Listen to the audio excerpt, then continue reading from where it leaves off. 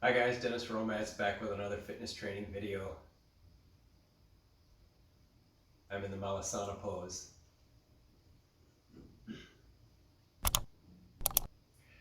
This pose is akin to the primal position we were in during our 9 months in our mother's womb.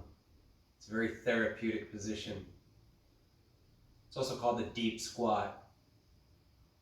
It's also the position that most people who squat can't even get into. Your traditional squat, as we know it,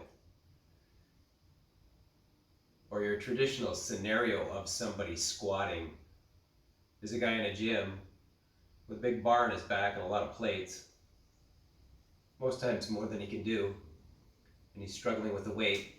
And he has the bar here and he's struggling, he comes down to about to here and he comes back up. I say no. Maybe back in the day I subscribed to that, but as I get older and as I get wiser and as I've gotten better as a personal trainer, as a fitness professional, I've come to realize that the traditional squat as we know it has been blown out of proportion. When I take into consideration when I watch most guys squat in a gym, their MO is to put as much weight on a bar on their back as they can, causing spinal compression, and then go down and out, grunt, scream. It's very aggressive. But it's most often not what they need to be doing. Most people need to take this approach. Get rid of the weight, get rid of the bar, go with just your body weight, and come down here. I don't see any reason to throw a lot of weight on a bar on your back. You try to go as heavy as you can, half rep it in most cases. If you can't even do this, this is so therapeutic. And this is a really difficult position to get into for a lot of people. There are some limiting muscles in most people from the knees down. In the front, on the shin, you have the tibialis anterior muscle, which would cause a lot of cramping and a lot of pain for some, and for others, they can't get their heels down, they have to come way up here. And the reason why they can't get their heels down to the ground is possibly because down here, just above the Achilles tendon here, they have a tight soleus muscle, or even going up higher, they have a tight gastrocnemius muscle. So they can't pin their heels to the ground. Consequently, they can't get into the position. Other people will try to get into the position, they have to be like this, a very wide stance with their toes out. And that's fine if you have to get started in that manner.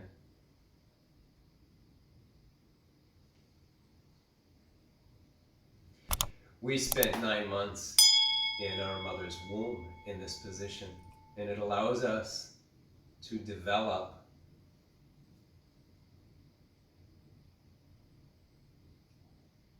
if you look at the profile, if I turn to the side, you can see the articulation, most notably here in my glutes and my sacrum and my lumbar. And with this articulation, there's no spinal compression. That means I'm minimizing the risk of ever having an impinged sciatic nerve. The sciatic nerve comes up the leg into the glutes and it branches off into 4 small nerves between the lumbar vertebrae.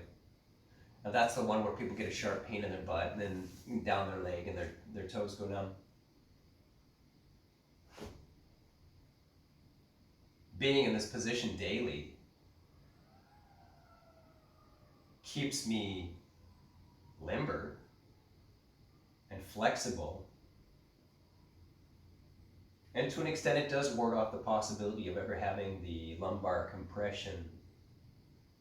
And studies show that, depending from country to country, sacral and lumbar surgeries are either number 1 or the number 2 most performed surgery for any country in the world. And this is a great way to never have that happen. If I want to stand up out of this position, I just pretend that there's a rod down my head, down my spine, through my hips, and I stand straight up. It's very easy.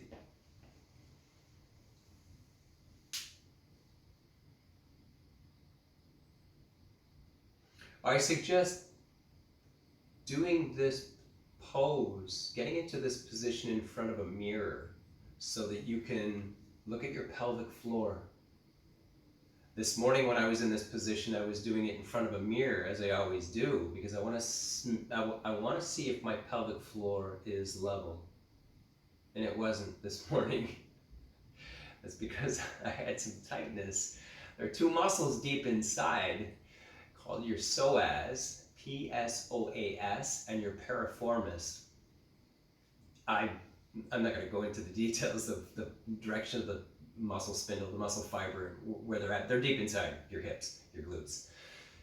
And when tight, you'll see a pelvic tilt. Like I have, you can see that my right side over here is a little bit lower than my left. I have a tight psoas and piriformis. It's quite common. But it's not bothering me because at least I can get into this position, and for me this is extremely therapeutic.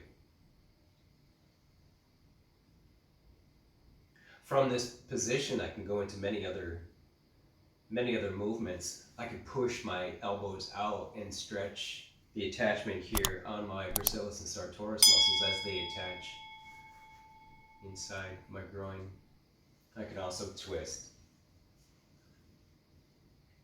I can also go into a headstand. This is the entry position to go into a handstand or a headstand. I would just simply put my hands down here, rock forward here, and kick my legs up into the air, into a handstand or a headstand.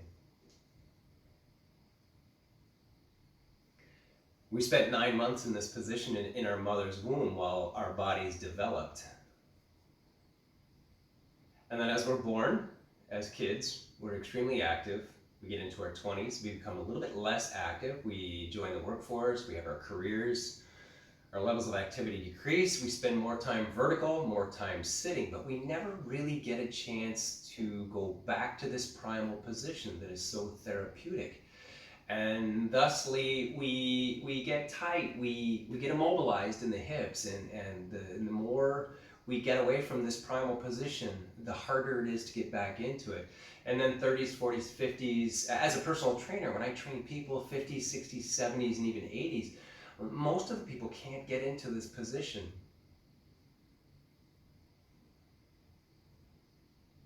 This is one of my fitness assessments. So when I meet with people the first time, I offer a free trial and a free fitness assessment. And this is one of the assessments that I do because it tells me a lot about specific muscles inside the hips, the glutes, that may be tight and that are really hard to get at.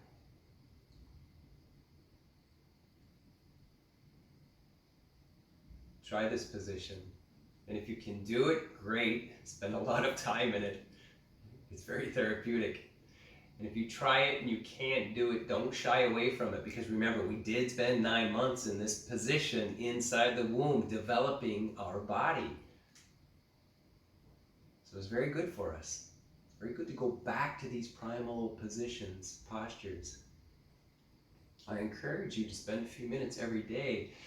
If it's difficult, try again. And try again. And you may want to work on some stretches. There are some really easy stretches you can do from this position.